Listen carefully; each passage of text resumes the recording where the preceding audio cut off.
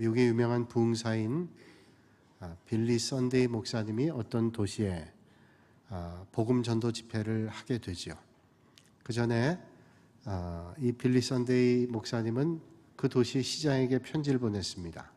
시장님 가까운 분 가운데 삶의 문제가 힘들고 또 여러 가지 큰 문제로 어려움 가운데 있는 분들이 있으면 저한테 이름을 좀 보내주시면, 명단 보내주시면 제가 기도하겠습니다. 그리고 그분을 전도 집회에 참석하게 하면 하나님의 은혜가 있을 겁니다. 그리고 편지를 보냈어요. 그리고 얼마 뒤에 시장으로부터 답장이 왔는데 답장과 함께 두툼한 책이 왔습니다. 책을 보니까 그 도시의 전화번호부였어요. 왜 전화번호부를 보였는가 하면 그 도시에 어떤 사람도 문제가 없는 사람은 없다라는 거예요. 하나님 앞에 모든 인생들이 문제가 있기 때문에 그 영혼들을 위해서 기도해 주십사 하는 그런 뜻이 담겨 있는 것이죠. 오늘 이 아침에 하나님의 말씀을 듣는 중에 여러분의 삶의 자리에 골리앗같이 커다란 문제가 있더라도 하나님의 은혜로 응답받으시는 복 있는 시간 되시기를 주님의 이름으로 축복합니다. 오늘 말씀은 우리가 신앙생활하면서 너무도 잘 알고 있는 말씀이에요. 아마 믿음 밖에 있는 사람도 이 골리앗에 대한 이야기는 잘 알고 있습니다. 이스라엘의 첫 번째 왕이었던 사울 왕 때 늘 이스라엘을 괴롭혔던 나라 블레셋이라고 하는 당시의 강대국입니다. 이 블레셋이라는 나라가 쳐들어왔습니다. 이 블레셋은 막강한 군사력도 있었지만 그 당시에 골리앗이라고 하는 큰 장군이 있었습니다. 보통 사람보다 덩치가 엄청나게 크고 체격이 좋은 장군입니다. 이 장군이 하나님을 모욕하고 하나님의 백성들을 모욕하면서 한번 덤벼보려면 덤벼봐라. 그리고 블레셋 군대를 이끌고 왔단 말이죠. 사울 왕과 여러 장군들과 이스라엘 백성들이 꼼짝을 못하고 있습니다. 당황하면서 어찌할 바를 모르고 있어요. 그때 마침 이새의 아들이었던 다윗이 형님들의 도시락을 가지고 왔어요. 그래서 그 모습을 보니 참 기가 찰 노릇입니다. 하나님의 백성을 욕하고 하나님을 모욕하는데 어느 누구도 대항을 하지 못하는 거예요. 견디지 못한 다윗이 사울에게 부탁을 합니다. 저런 블레셋 장수가 하나님을 욕하고 이스라엘 백성들을 욕하는데 도무지 가만히 있을 수 없습니다. 저를 이 전장터의 전장에 나가게 해주세요. 사울이 다윗을 보니 나이도 어리고 덩치도 그렇고 전쟁터에 전쟁할 만한 사람이 못 되는 겁니다. 그래서 말리죠. 그러나 하나님을 욕하고 하나님의 백성을 욕하는 것을 제가 가만히 있을 수 없습니다. 그랬더니 사울이 말립니다. 그때 다윗이 지난 일들을 얘기합니다. 제가 아버지의 양떼를 지키면서 지금까지 살아왔는데 아버지의 양떼를 지킬 때 사자도 달려오기도 하고 곰이 달려오기도 했습니다. 그러나 저는 양떼를 지키기 위해서 끝까지 추격해서 그 사자의 입에서 곰의 입에서 양들을 빼앗아 왔습니다. 그 사자와 곰들이 자기를 죽이려고 덤벼들면 수염을 잡아 당겨서 그 사자와 곰을 죽이기도 했습니다. 내가 사자, 곰 그렇게 죽였는데 저 블레셋 용사 하나쯤이야 내가 못하겠습니까? 라고 얘기하는 거예요. 사울이 다윗을 볼 때 참 용맹스럽긴 하지만 상대가 안 되리라고 생각했어요. 그러나 그 마음이 너무너무 갸륵해서 격려를 하면서 자기의 투구와 그리고 갑옷과 칼을 뽑아주면서 나가도록 합니다. 왕이 준 갑옷을 입고 투구를 쓰고 칼을 차보니 너무너무 큰 겁니다. 그 당시에 다윗은 17살밖에 되지 않았어요. 그 아주 무거운 갑옷을 입고 전쟁터에 나가기는 거추장스러운 겁니다. 그래서 할 수 없이 그 갑옷을 다 벗고 그리고 그가 늘 쓰던 막대기, 양치는 막대기와 그리고 시내에서 주운 돌, 미끈한 돌 5개를 주머니에 넣고 물매를 가지고 전쟁터에 나갑니다.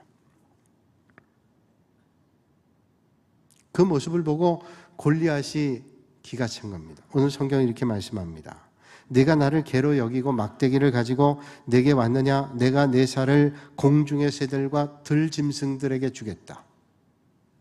이 골리앗 장군이 이스라엘에 장수가 많은데 저 어린 소년을 보냈단 말이에요. 가서 보니까 아주 새파란 어린입니다. 17살이요. 얼굴이 예쁘장하게 생겼던 모양이에요. 그리고 얼굴이 붉고 용모가 너무 어린애 같아요. 네가 나를 개로 여기냐? 개치고 하면서 막대기로 날 잡겠다고? 내가 너를 공중의 새나 들짐승에게 네 살을 던져주겠다라고 얘기하는 거예요. 그때 다윗이 어떤 말 합니까? 너는 칼과 창과 단창으로 내게 오거냐? 나는 만군의 여호와의 이름으로 내가 모욕하는 이스라엘 군대의 하나님의 이름으로 내게 나아가노라. 오늘 여호와께서 너를 내 손에 넘기리니 여호와의 구원하심이 칼과 창에 있지 아니함을 이 무리에게 알게 하리라. 전쟁은 여호와께 속한 것인즉 그가 너를 우리의 손에 넘기리라. 그리고 달려갑니다. 다윗이 달려오니까 골리앗도 달려오죠. 그 달려오는 순간에 다윗은 주머니에 있는 돌을 꺼내서 물매 당겨서 골리앗을 향해 던집니다. 근데 돌이 어디로 갔다 그래요? 골리앗의 이마에 정확히 맞습니다.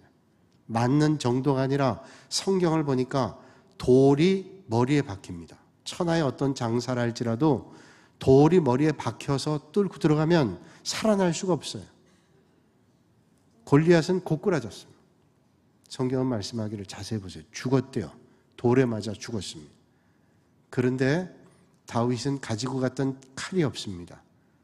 그 골리앗에게 달려가서 골리앗이 차고 있던 칼을 빼서 골리앗의 목을 칩니다. 그런데 성경은 말씀하시기를 골리앗이 죽었다고 얘기해요. 아니 돌에 맞아 죽었는데 골리앗이 또 칼에 목이 잘려 죽었어요. 저는 오늘 이 말씀을 준비하면서 이 말씀을 깊이 읽으면서 큰 은혜 받았어요. 하나님의 종이었던 다윗에게 대적했다가 2번 죽는구나. 돌에 맞아 죽고 목이 베어 죽고. 여러분 다윗은 골리앗이 볼 때 어린아이 같았어요. 그러나 하나님께서 다윗과 함께 하기 때문에 천하의 장수라 할지라도 그는 죽고 블레셋 군대들은 다 도망갔다고 성경은 말씀합니다. 오늘도 이 세상 살아가는 동안 우리 앞에는 골리앗 같은 큰 문제가 있을 때도 있어요. 해결할 수 없는 시험이 올 때도 있습니다. 말할 수 없는 곤란과 역경 가운데 근심과 걱정과 불안이 우리를 사로잡을 때도 있습니다. 그게 인생이에요. 그러나 아무리 골리앗 같은 문제가 있다 할지라도 하나님께서 함께 하실 때 하나님의 역사를 여러분들이 만나게 되실 줄로 믿습니다. 미국 사람들의 가장 인기 있는 영화 가운데 하나가 바람과 함께 사라지다라는 영화예요. 마가렛 미첼이라고 하는 사람이 쓴 소설을 영화한 거죠. 이 마가렛 미첼이 26살 때 이 바람과 함께 사라지다라는 소설을 썼는데 무려 7년 걸렸습니다. 근데 대중에게 알려지지 않았어요. 이 출판해야 알려지게 될 텐데 출판을 못했습니다. 그래서 이 출판사 저 출판사를 가서 출판을 부탁해도 그 원고 자체를 읽어보지 않으니 출판이 될 수가 없죠. 맥밀란이라고 하는 미국의 유명한 출판사가 있는데 거기 편집자에게 원고를 떠넘기다시피 넘겨줬습니다. 그리고 매번 연락하는 거예요. 선생님, 제 원고를 한번 읽어봐 주세요. 좋은 작품입니다. 근데 유명한 작가들의 글도 많은데 그 무명의 작가의 글을 읽을 리가 없죠. 몇 번을 보내요. 이제 뉴욕으로 떠나는 시간이 됐어요. 이제 뉴욕으로 가게 될 일이 있는데 이 미첼이 그 편집자에게 몇 번 전보를 보냅니다. 가실 때 꼭 제 원고를 가져가서 한번 꼭 읽어봐 주십시오.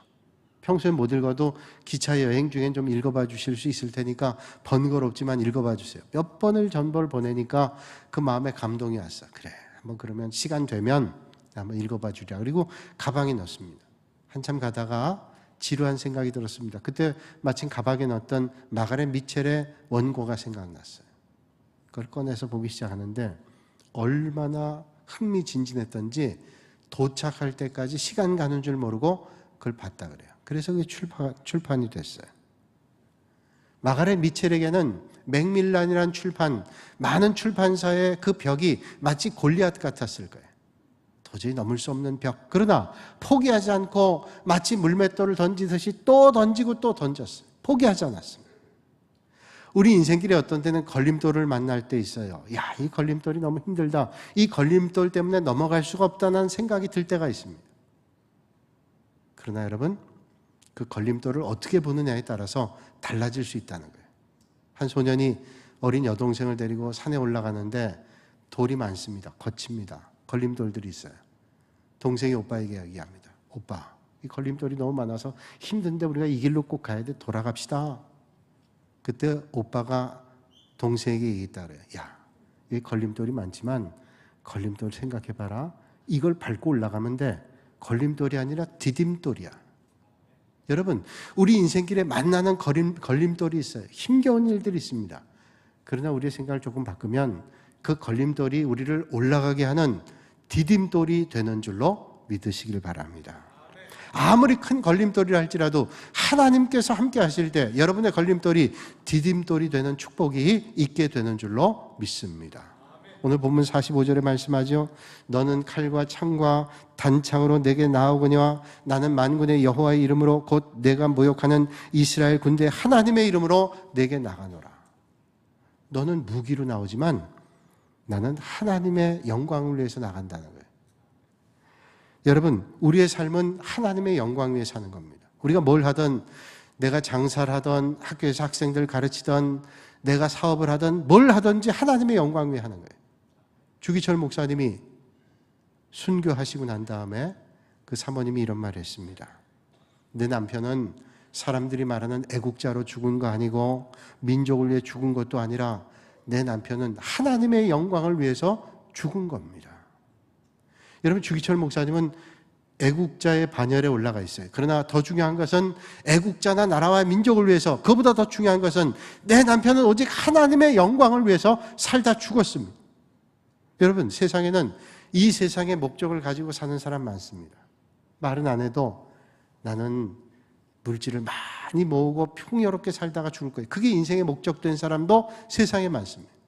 나는 뭐니 해도 명예로운 인생을 살 거야. 중요하죠. 많은 명예를 갖고 살다 죽을 거야. 나는 권세를 누리며 살 거야. 그러다 죽을 거야. 인생의 목적이 물질과 명예와 권세입니다. 어떤 사람은 나는 존경받는 삶을 살다 죽을 거야. 그리고 좋은 생각입니다. 그런데 여러분, 다를 게 뭐가 있어요?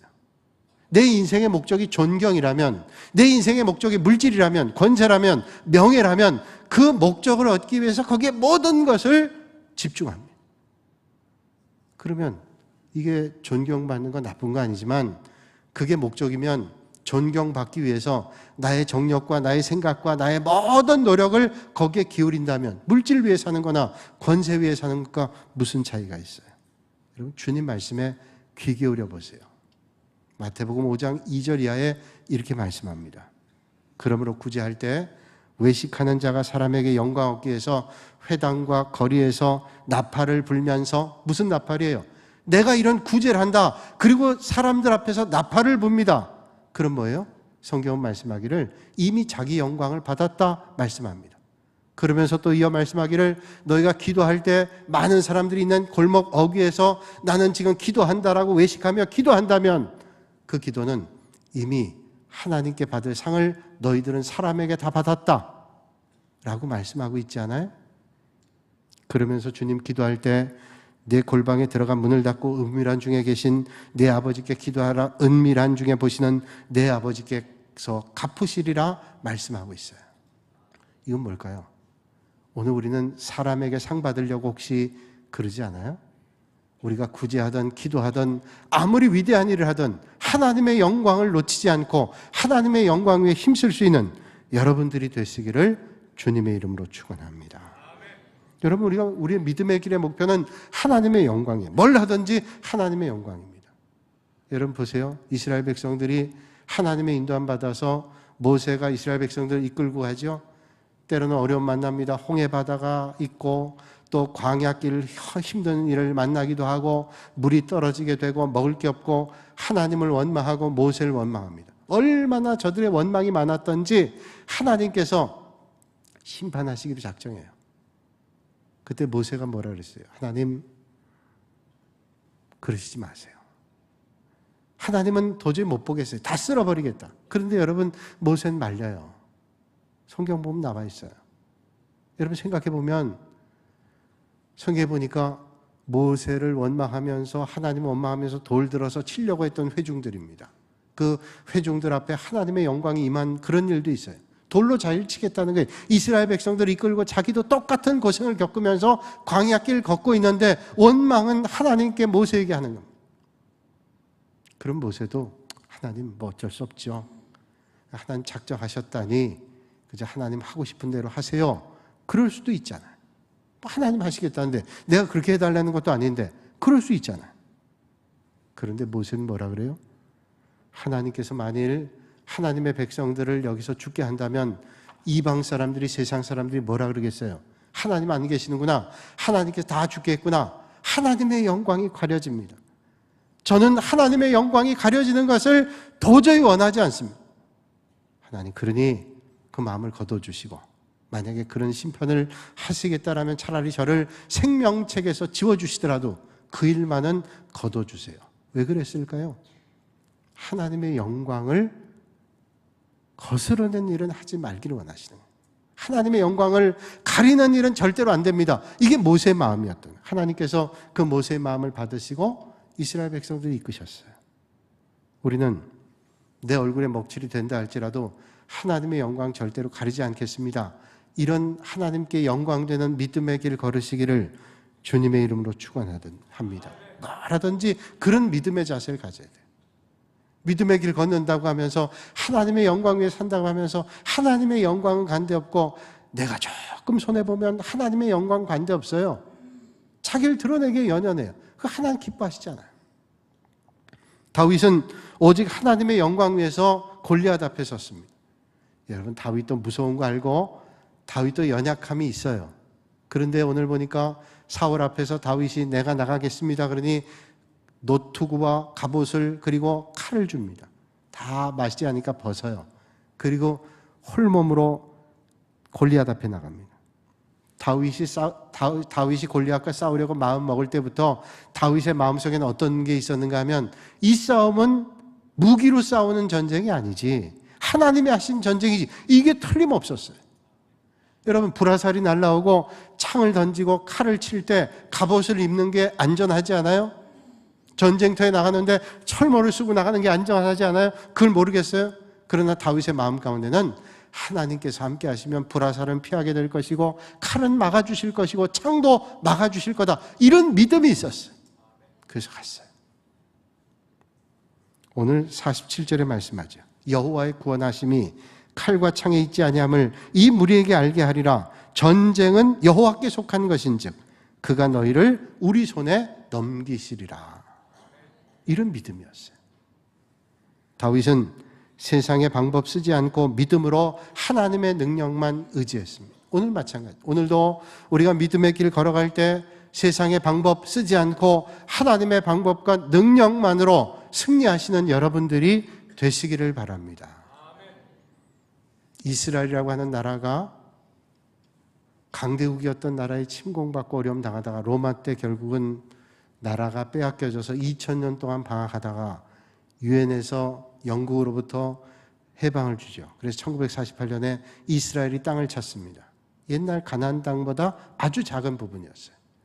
그걸 못마땅히 생각했던 아랍의 연합국, 말하자면 이집트, 그리고 요르단, 시리아, 레바논, 이 연합군이 이스라엘을 침공합니다. 1967년이었습니다. 이스라엘 인구에 비하면, 이스라엘 군사력에 비하면 아랍 연합군은 100배가 넘었어요. 전쟁이 어려운 겁니다.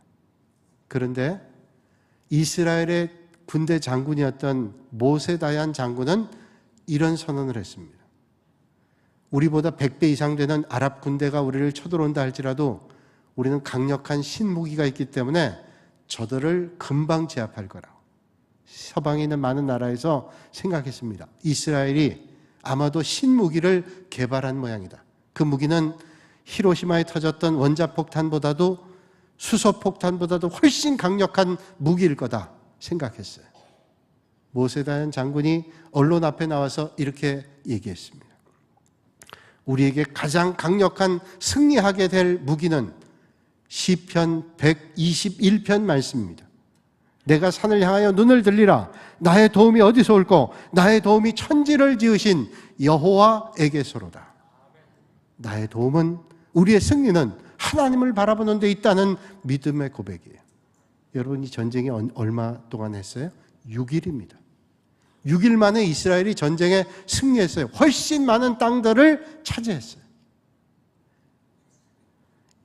바울이 전도여행을 떠나죠. 2차 전도여행을 떠났을 때 이제 그가 소아시아 지역을 벗어나서 유럽으로 넘어옵니다. 그래서 빌립보 지역에 복음 전하고 철학의 중심지라고 하는, 그리스의 중심이라고 하는 아덴에 도착하게 됩니다. 바울이 아덴에 도착할 때 아덴에는 많은 철학자들이 있었습니다. 그 철학자들에게 복음을 전하기 위해서 바울은 철학적 논리, 그가 가지고 있는 율법적 지식을 동원해서 저들에게 복음을 전했습니다. 철학의 논리, 철학자들 앞에서, 그리고 율법의 진술을 전했어요. 아마 많은 사람들이 그거에 저 사람 많이 알고 있지, 그런 걸 느꼈을지는 몰라요. 그런데 이상하게 바울이 말씀을 전하고 복음을 전하고 설교하는데 감흥이 없습니다. 상대방들이 변화가 없어요. 그리고 쳐다보는 눈이 그 다음엔 또 어떤 말을 하나 들어보자, 그거지 그 이상이 아니에요. 바울이 복음 전하고 나서 깨달았습니다. 완전히 실패구나. 철학자들 앞에서 철학의 논리를 가지고 아무리 얘기해도 저들이 설득이 안 돼요. 그때 깨달았어요. 나는 이제 앞으로 십자가의 복음 외에는 전하지 않는다. 철학적 논리, 세상의 지식, 그걸로 안 한다. 십자가의 복음만 전하겠다 결정을 했어요. 그리고 아덴에서 옆쪽에 있는 고린도로 옮겨가죠. 고린도는 헬라보다 덜하지 않은 철학자들의 도시이기도 합니다. 그리고 고린도는 지금도 의료 박물관이 있지만 그 오래전 옛날에 의족이나 의술을 만드는 그런 의료가 발달했던 그런 도시입니다. 많은, 그때 당시에 말하자면 배운 사람들이 많은 곳이에요. 그런데 바울은 오직 복음만, 십자가 복음만 전했어요. 우리를 위해서 십자가에 달려주신 예수 그리스도의 복음만 전했어요. 그런데 어떻게 됐어요? 고린도 영혼들이 주님을 만나게 되고 십자가 복음에 놀라운 역사가 일어나게 됐어요. 그래서 고린도에는 얼마나 큰 교회가 남아있는지 몰라요. 깨달았어요. 여러분, 오직 십자가밖에 없어요. 아덴에도 고린도에도 철학자들이 있고 많은 선진 문물들이 있고 배운 사람이 있어요. 그러나 십자가 복음이 저들이 영원히 바뀌어지게 됐어요. 마틴 루터가 종교개혁할 때, 종교개혁의 그 커다란 로만 가톨릭 교회에 대항할 때 힘이 있었어요? 그를 돕는 많은 사람이 있었습니까? 물질이 있었습니까? 그렇지 않아요. 오직 진리의 복음을 위해서 십자가 복음을 붙잡고 전했어요. 내가 죽든 살든 하나님의 능력을 전했어요. 어떻게 됐어요? 1517년 종교개혁이 오늘 우리를 있게 하잖아요. 그런데 오늘 우리가 하나님의 일을 한다고 하는데도 전혀 믿음으로 하지 않고 성령의 인도함 받지 않고 하나님의 능력 의지 않고 세상의 방법으로, 세상의 지식으로, 세상의 권세로, 세상의 무엇으로 잘못된 거죠. 하나님의 능력 의지하면 학력도 아니에요. 사람의 배경도 아닙니다. 얼마나 많은 사람 맨파워를 가지고 있냐, 이것도 아니에요. 하나님이 하시는 거예요. 여러분, 오늘 이 아침에 세상 것은 놓고 여러분 입고 있는 갑옷도 벗고 하나님의 능력 십자가 복음을 의지하실 수 있기를 바랍니다. 여기에 길이 있어요. 얼마 전에 우리 교회에서 집사로 섬기다가 신학교에 가서 목회자가 돼서 여러 교회에서 훈련받다가 최근에 개척을 하신 목사님이 있어요. 저한테 한번 와서 목사님, 그 창립 예배 때 설교해 주세요. 그 부탁이 쉽지 않았을 겁니다. 왜냐하면 그분이 거친 많은 교회 목사님들도 계셨고 우리 교회 떠난 지 오래됐고 제가 알고 있는 여러 가지 어려운 상황들이 있어요. 그래도 저한테 부탁을 해서 감사한 마음이 들고 그러면서 제가 이런 권면을 했습니다. 제가 알고 있는 가나안교회라고 있어요. 한국에 가나안교회가 많은데 이 가나안교회 목사님, 제 선배 목사님인데 이 목사님에 대한 말씀을 해줬습니다. 목사님 앞으로 목회할 때 이렇게 하시면 좋겠어요.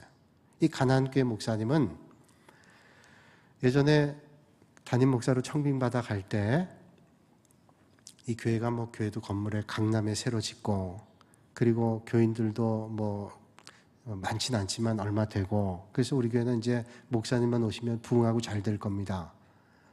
안 된다는 것보다 잘 된다니까 힘이 되잖아요. 가서 보니까 교인도 생각보다 훨씬 적고, 그리고 교회 건물은 있는데 이 교회 건물값보다 훨씬 비싼 빚이 있고, 그래서 세상 말로 얘기하면 아이고 내가 속았구나 생각이 들더래요. 그러나 하나님께서 보내주셨는데 라고 생각하면서 하나님 의지했대. 그러면서 내가 어떻게 목회해야 될까, 내가 하나님 앞에 영광 올려드리게 해서 잘할 수 있는 게 뭘까 생각해 보니까 말씀 준비하는 거래요. 영혼들에게 하나님의 말씀을 잘 전하면 하나님 기뻐하시지. 그래서 거기에 올인한 거예요. 교인들이 적으니 신방 갈 일도 적고, 강남의 교인들 다 바빠서 신방도 원치 않고, 그래서 매일 설교 준비, 아침부터 퇴근할 때까지 말씀 준비했어요. 공부했어요. 근데 보세요. 그렇게 말씀 준비하고 새벽에 한번 말씀 전하죠. 물론 수요일, 주일날 말씀 전하지만 새벽에 이제 자기 교인들 얼마 없으니 새벽 기도할 때 자기 교인들보다 이제 강남에는 아주 굴재 교회들이 많으니까 그 교회 섬기지만 가까운 집 앞에 교회를 나오는 분들이 있잖아요. 그분들이 나오는데 말씀을 듣고 은혜를 받는 거예요. 이 목사님 은혜가 있네. 그래서 이분들이 전도하는 거예요. 자기들은 큰 교회 섬기니까, 기존 교회 섬기니까 옮길 수는 없지만 믿음에 갈등하고 고민하고 새로 믿는 사람에게 이분들이 전도합니다. 그 교회 가보라고, 그 교회 목사님 말씀이 좋다고. 그래서 그 교회가 부흥했어요. 새벽 기도 때 오신 분들이 전도 받아온 거예요. 그래서 교회가 부흥해서 지금은 아주 괄목할 만한 그런 교회가 됐어요. 제가 그런 말씀 드렸어요. 목사님도 세상의 방법이나 여기 기웃기웃 안 하실 분이지만 절대로 하지 말고 하나님만 보세요. 그리고 영혼들을 위해서 기도하고 하나님의 말씀으로 준비하세요. 목회자가 가장 해야 될 일이 뭐예요? 말씀 준비하고 기도하는 겁니다. 이 본질과 승부하세요. 정치하는 데 다니고 여기저기 다니고 그것도 해야 되지만 그거 하느라고 본질을 놓쳐버리면 하나님께 책망받습니다. 그 목사님은 잘하실 거예요. 그랬더니 감사하면 가셨어요. 여러분, 우리가 세상의 일도 하나님의 방법으로 해야 성공하지요. 세상 방법 안 돼. 하물며 하나님의 일을 세상에 기웃거리면서 세상의 방법으로 안 됩니다. 여러분, 골리앗은 큰 덩치를 가지고 다윗 앞에 서 있어요. 그런데 다윗은 겁도 없이 홀로 갔습니다. 갑옷도 벗고 칼도 던지고 투구도 벗어버리고 홀로 갔어요. 유유히 나갔습니다. 어떻게 그럴 수 있을까요? 어떻게? 그것은 다윗의 믿음 가운데 하나님께서 함께 하신다, 이런 믿음이 있었어요. 여러분, 오늘도 하나님의 능력을 정말로 믿는 사람은 홀로 있는 시간이 필요해요. 사람에게 기웃거리고 쫓아다니는 시간에 하나님께 집중해야 돼요. 시편 23편에 말씀하죠.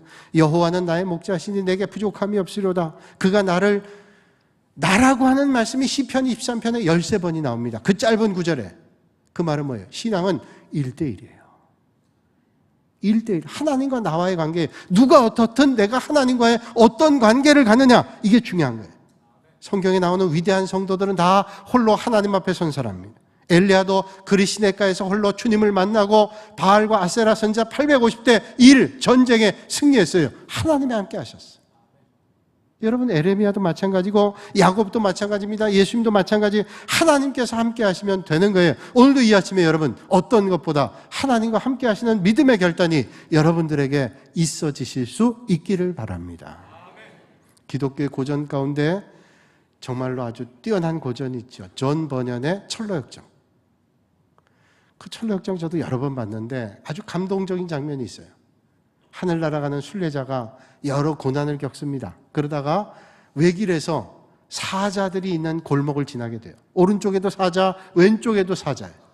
지나가기 힘듭니다. 이 사자들이 얼마나 체격이 크고 얼마나 굶주렸는지 그저 삼킬 듯이 으르렁거립니다. 천사에게 얘기합니다. 내가 갈 길은 이 길밖에 없습니까? 돌아갈 길이 없어요? 천사가 말합니다. 이 길밖에 없다. 그 길을 가야 돼요. 순례자가 고민하다가 눈을 부릅뜨고 사자를 쳐다봅니다. 그리고 당당하게 그 길을 지나가요. 사자가 얻질 못해요. 어떻게 그랬을까요? 순례자는 깨달았어요. 사자를 보니까 사자가 기둥에 묶여 있는 겁니다. 아무리 굶주리고 아무리 발버둥을 치고 잡아먹겠다 할지라도 기둥에 묶여 있는 사자는 그 줄만큼 움직이는 거예요. 여러분, 어떤 골리앗 같은 문제가 여러분에게 있다 할지라도 하나님을 바라보시고 하나님의 인도함 받아 우는 사자 같은 그 자리에 믿음으로 앞길을 내딛는 여러분들이 되시기를 주님의 이름으로 축복합니다. 여러분, 신앙생활의 진짜 위기는 홀로 있을 때가 아닙니다. 외로울 때가 아니에요. 정말로 위기는 하나님을 찾지 않고 세상을 쫓아다니고 우리의 인기가 높아지는 거에 취해 있을 때, 거기 취해 있으면 하나님을 볼 틈이 없어요. 그러나 하나님이 높여주셔도, 그리고 인기가 아무리 높아져도 하나님을 의지하는 거예요. 그럴 때 하나님이 주시는 은혜를 우리가 만나는 거예요. 그러기 위해서 우리는 때때로 하나님 앞에 홀라 설 줄을 알아야 되는 거죠. 그때 하나님이 우리를 들어서 주시는 거예요. 여러분, 하나님 들어서 주시면 되는 거 아니에요? 아무리 우리가 연약해도 하나님이 우리를 붙잡아 주시면 되는 거 아니에요?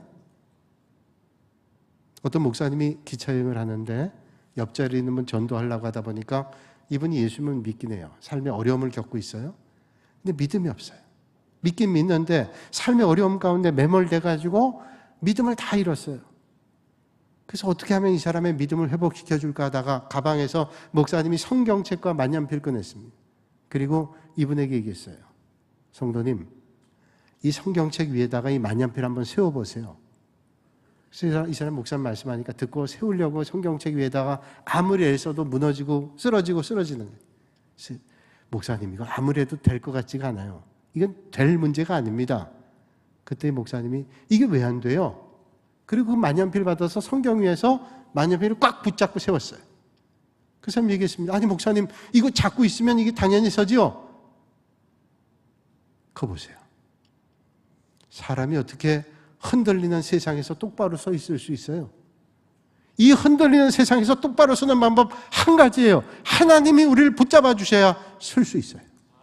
여러분, 오늘도 내 힘으로 서려고 하세요? 오늘도 나는 충분히 설 수 있다고 생각하고 계세요? 천만에 하나님 의지하셔야 돼요. 하나님이 여러분들을 붙잡아 주실 때, 함께 하실 때 여러분의 삶의 자리가 열려지게 될 줄로 믿습니다. 제 1부 때에는 시간이 없어서 50분까지만 했는데 바쁘신 일 없으시죠? 5분만 더.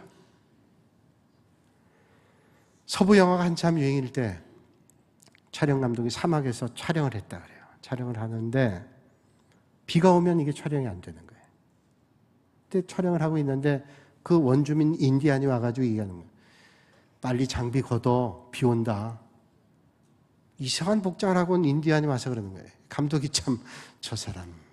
그러면서 무시하고 했다고요. 비가 와가지고 장비가 다 젖었어요. 근데 그 다음날 또 와서 얘기해. 바람 분다. 장비 걷어. 저 사람 실없는 사람인데. 그런데 지난번에 비 왔던 거 생각이 나서 얼른 걷었어요. 그날 태풍이 치는 거예요. 몇 번 이제 날씨를 그분한테 물어봤어요. 돈 주고 내일은 어때요? 며칠까지는 어때요? 잘 얘기해 주는 겁니다. 기가 막히게 맞았어요. 그런데 어느 날부터는 인디안이 안 보이는 겁니다. 늘 기웃거리던 인디안이 안 온 거예요. 그래서 수소문해서 찾았어요. 그러니까 어렵게 찾았어요.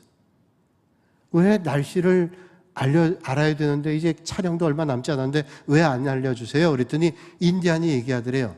이젠 나도 몰라. 왜 모르세요? 라디오가 고장났어. 라디오가 고장났대. 여태까지 라디오 듣고 해준 거예요. 여러분, 라디오 있으시죠? 그 감독도 라디오 있었어요. 그렇게 가까이 라디오가 있는데 들을 줄 몰랐어요. 여러분, 주님이 우리에게 계세요. 그 주님께 달려가기만 하면 돼요. 주님 부르짖으면 돼요. 그런데 안 불러요. 여러분, 복이 어디 있어요? 하나님과 함께 하는 거예요. 사랑하는 여러분, 아무리 골리앗 같은 커다란 장애가 앞에 있다 할지라도 붙잡으세요. 주님께서 함께 하실 때 임마누엘의 귀한 복이 저와 여러분들에게 넘치게 될 줄로 믿습니다. 거룩하신 아버지 하나님, 오늘 거룩한 주님의 날, 사랑하는 주의 백성들이 온 마음을 다하여 하나님께 예배드리게 하시니 감사합니다. 때로는 우리 인생길에 큰 장막과 같은 장애와 같은 장벽과 같은 골리앗을 만날 때 있지만 그 골리앗도 하나님께서 함께 하시면 아무것도 아닌 줄로 믿사오니 오직 주님 붙잡고 주님과 함께 동행하는 복 있는 성도들이 되게 하여 주시옵소서. 예수님의 이름으로 기도하옵나이다. 아멘.